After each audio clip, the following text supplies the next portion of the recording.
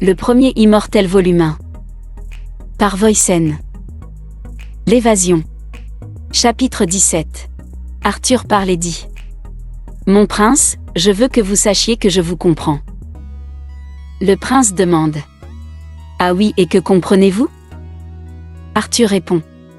Les atrocités de la princesse doivent être punies et votre père ne semble pas comprendre. Le prince dit. Je m'en fous de ce qu'elle a fait. Ce qui m'énerve est que sans la guerre, on s'ennuie. Je deviens inutile. Arthur dit.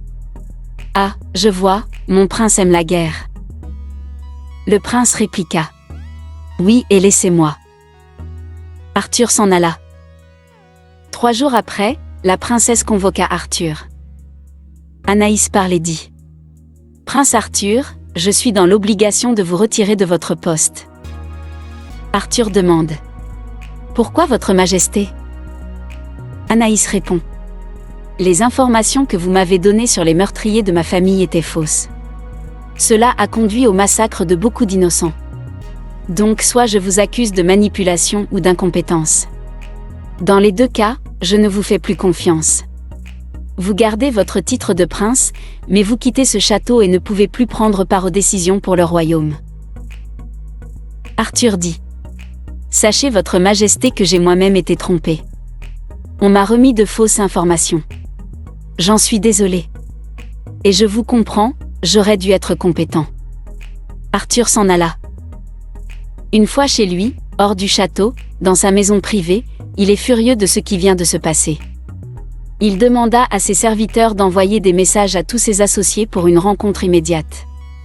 8 jours après, une réunion secrète, d'Arthur et ses associés, a lieu dans une grande maison à la frontière entre le royaume de Bouguignade et celui de Fambin.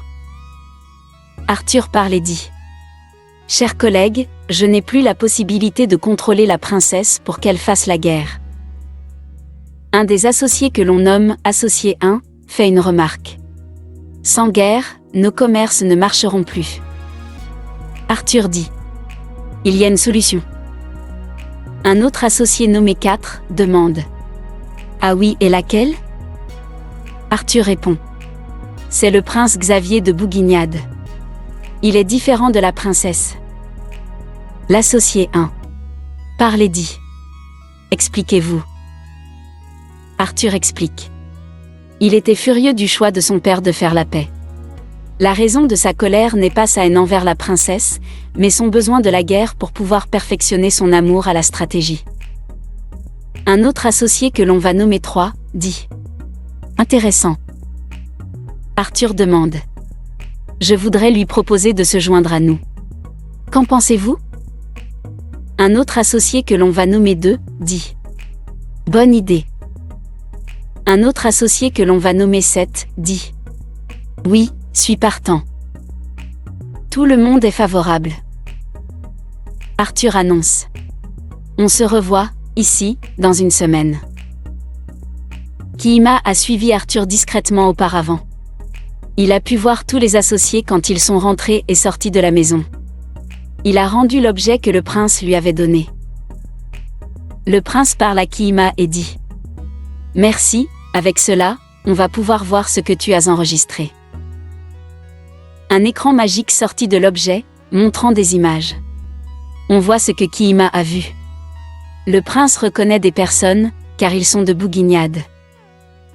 2 jours après, Arthur rend visite au prince Xavier. Arthur parle et dit. Bonjour mon prince. Je voudrais vous présenter à des personnes. Le prince répond. Cela ne m'intéresse pas. Je vous rappelle que nous sommes ennemis. Arthur dit. Je suis votre allié mon prince. C'est pareil pour mes associés, car tout comme vous, nous avons besoin de la guerre. Le prince demande. Ah bon? Arthur répond. Oui, et permettez-moi de vous les présenter.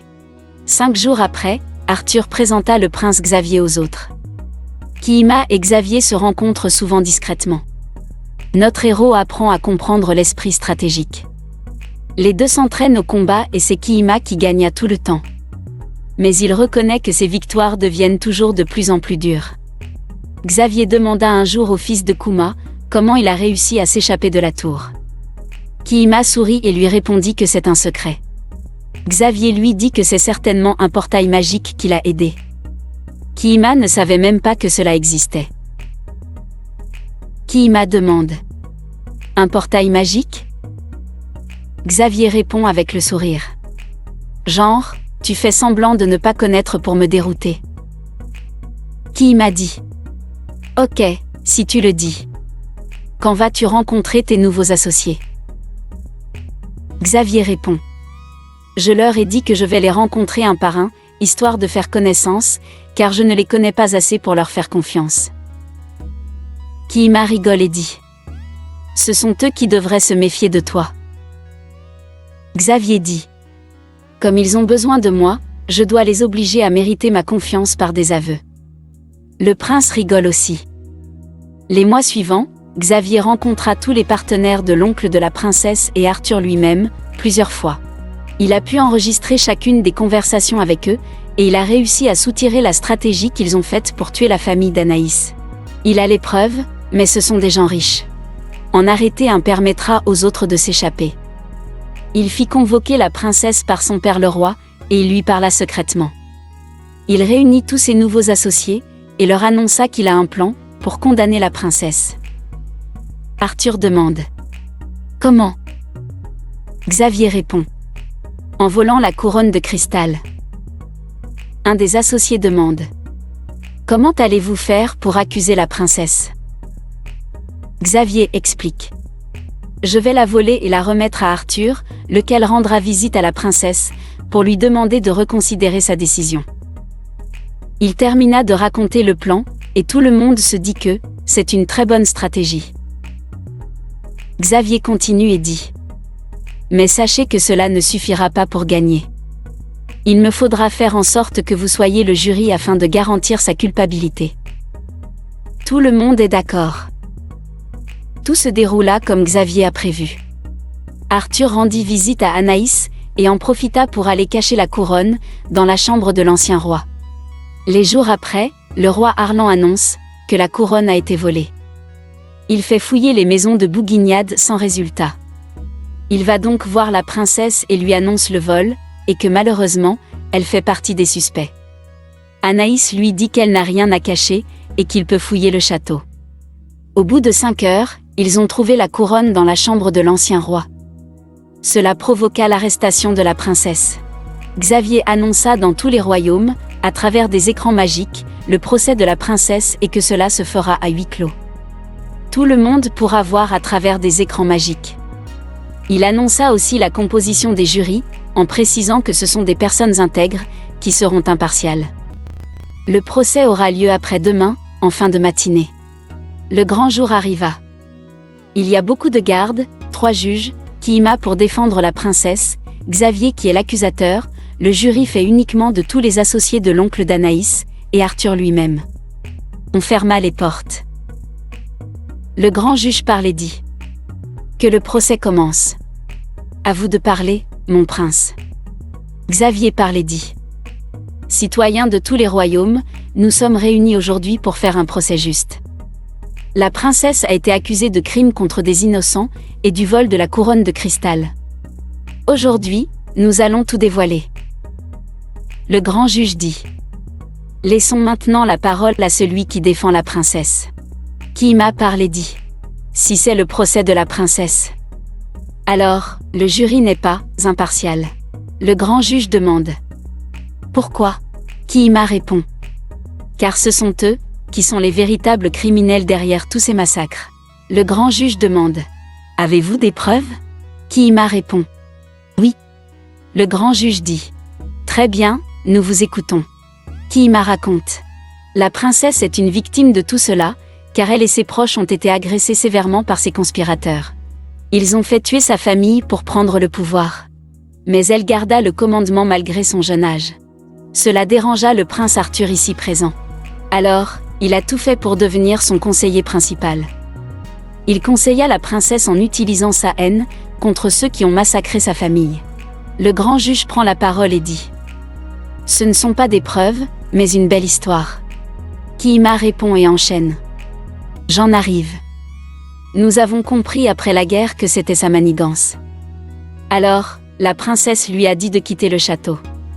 Mais je l'ai suivi et il m'a mené à toutes ces personnes, quand il a fait une réunion avec eux dans une maison située à la frontière de nos royaumes.